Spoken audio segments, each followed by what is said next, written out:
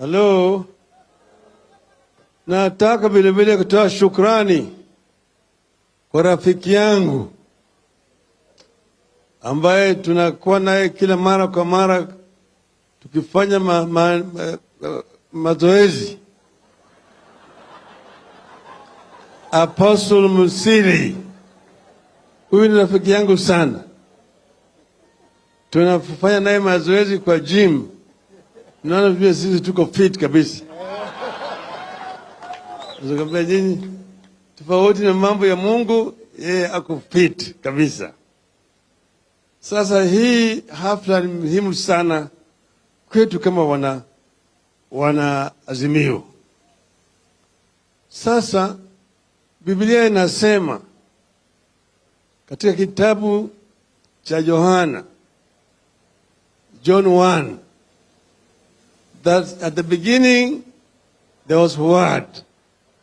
Word was with God, and the Word was also God. Sio?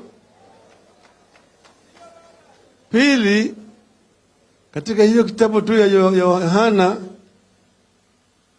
8:32 mpaka 33, Jesus says that you shall know the truth, and the truth shall set you free. Kwa hivyo sasa leo tunasema ukweli.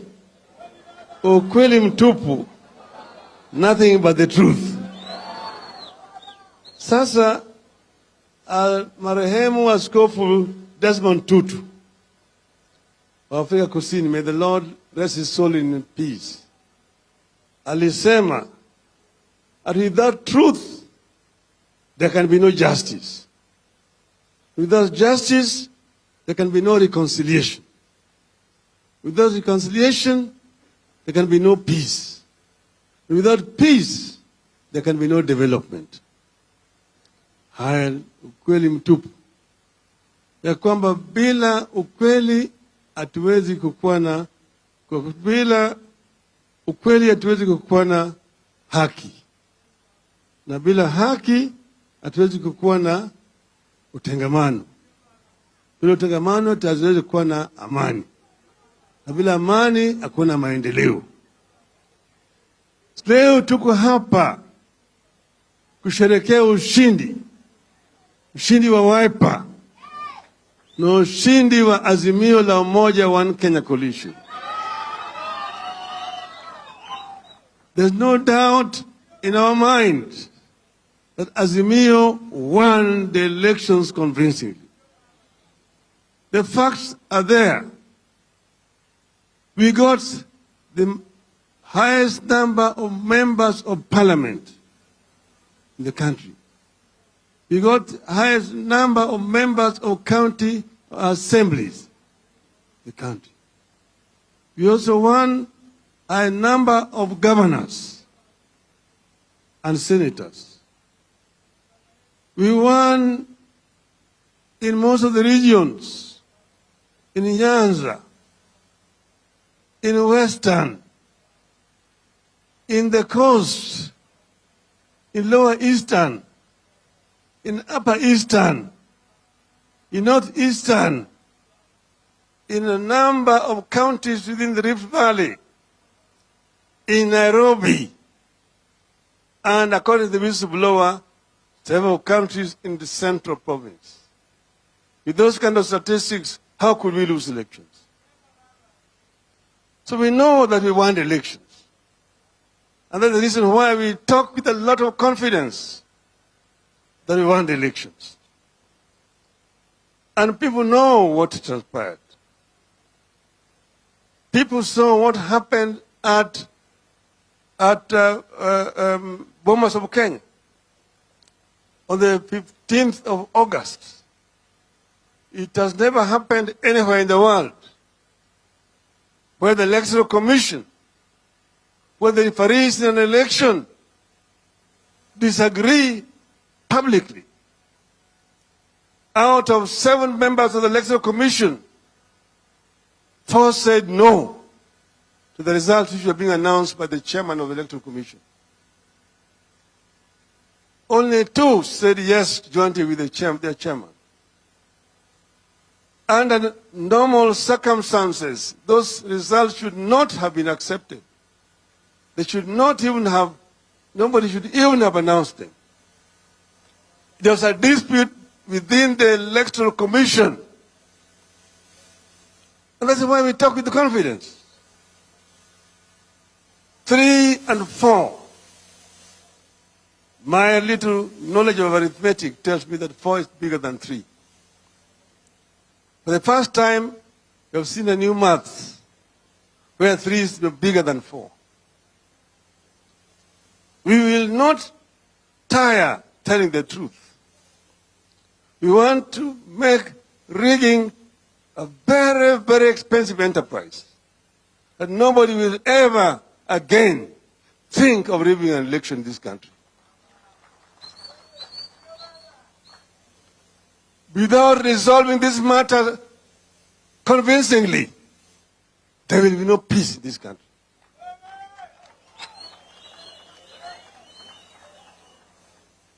Kenyans will not go back to elections in 2027 and the election will be rigged again.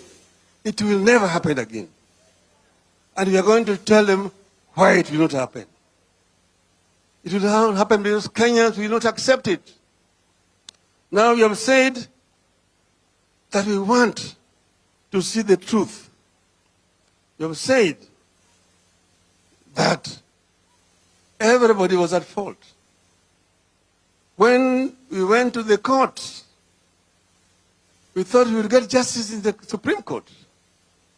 We did not get justice. All we got was insults.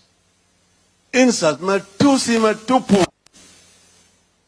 Kwa hivyo sisi tumesema hata Supreme Court itachunguzwa. Itachunguzwa. Hii uamuzi ili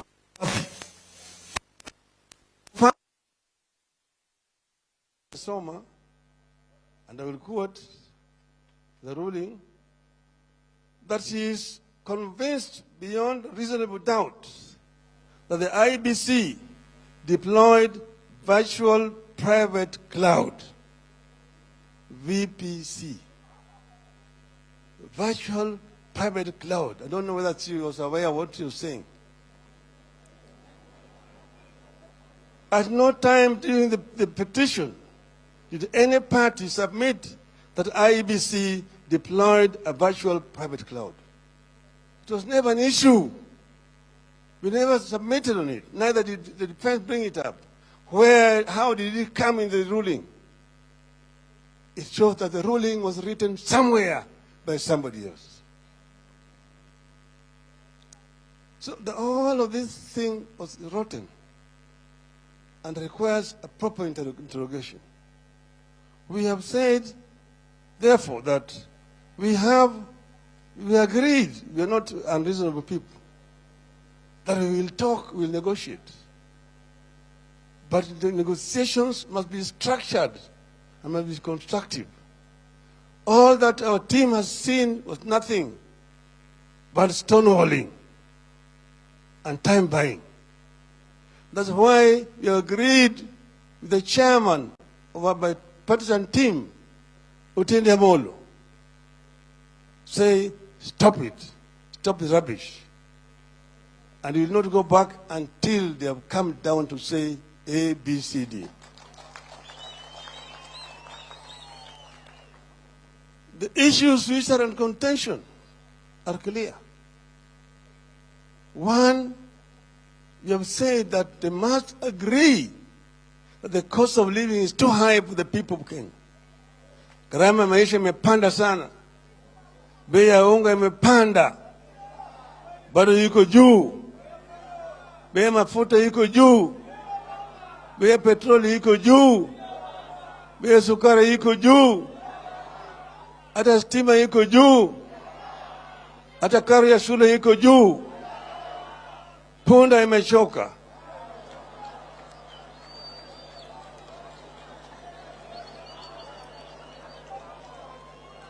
As if to add insult to injury, wamekuja na kitu inaitwa finance bill. Finance bill, which is an insult to the people of Kenya. people already are struggling to make ends meet. Now you're adding with a lot of impunity. Alafu nasema ati wapende wasipende. Hiyo lugha tulijua sana wakati ya bwana Salat na bwana Sharif Nasir na bwana Kariki Shotara. Wapende wasipende. Hiyo lugha tulizika. Lugha tulizika. Si punda yako. Mbona tuweke mzigo. There will be no taxation without representation. Hiyo ndio ilileta mapinduzi Amerika. Kama hujui. Kwa hivyo huwezi kuongea na madaha na maringo. Atuwe huko na wabunge ambao wamenunua. You have a false majority of members of parliament. I want to tell you that those people do not represent the people of Kenya. Those people are going to vote for you merely because you have bribed them. But the people of Kenya don't support it. And we are urging the people of Kenya to withdraw the delegated sovereignty to parliament over this issue. That what parliament passes does not bind the people of Kenya. And the people of Kenya will be entitled to come out and protest and resist repression by this regime. You have said it's not acceptable. Secondly, you have come up with a housing levy. Housing levy. You remember housing levy? Mimi najua sana. Wangekuja kwangu kwa mafunzo. Ningewafundisha. Hawajui. You cannot introduce additional tax when the economy is in depression. You can't do it. And where did you get the 3% from? If you're saying it's investments, how about the employer? 3%. Employers investing in what? Additional tax of 3% on an employer. That is completely unsustainable. So we said this thing need to be shelved and must be shelved. Secondly, servers.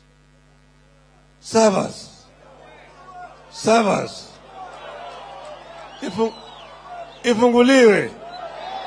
Sifunguliwe.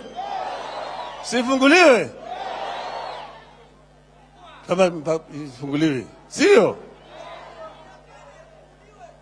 Maana yake wengine wanasema ati servers zilifunguliwa, ati inaona kama bwana Halwali anamwambia Sifuna ati masanduku 4 boxes zilifunguliwa kwa iko sawa sawa. Hizi masanduku si sawa. Bwana Halwali rudi kwa shule. Saba ni ile ambayo ilirushwa kwa runinga kutoka kwenye kituo cha kupiga kura na nyingine kutoka kwa ile ya constituency, na moja kwa moja ikaingia ndani ya nyungu ambayo inaitwa kwa kimombo sava. Sanduku ya kura si sava, bwana Halwali. Sasa tumesema hiyo sava mpaka ifunguliwe. Tulisikia kwamba wameweka vijana 2,000 ambayo wanajaribu kubadilisha maneno ndani ya hiyo sava. Tunawaangalia, tunawaona, mwambie mtaona mkicheza.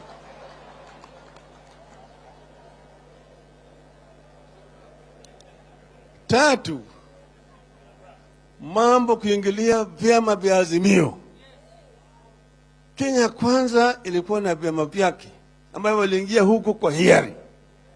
Kuna zingine ambazo ziliingia ndani ya azimio kwa hiari na waliweka sahihi. Kulikuwa na mkataba baina ya azimio na hizi vyama zote hizi. Baada ya uchaguzi umeingia kununua hizi vyama. Kwanza ilikuwa ni UDM ambayo ilikuwa ni chama chetu cha azimio. bila notisi. Nasikia jamaa wamevuka mpaka, wameenda mgambo hili. Huyu bibi anatoka bila kupeana talaka. Hakuna talaka. Hata Kiislamu hiyo si halali. Si mpaka peana talaka. Kwa hivyo hiyo kutoka kwake sisi hatutambui. UDM bado ni hapo kwetu. Akitaka warudishi mahali, ndio tutaweza kuwaruhusu wale wote. Pili, sasa Jubilee wamekataa kutoka. Unanunua wale wabunge ati wao wanataka sasa, wao ndio officials ya Jubilee, wanataka kutoka.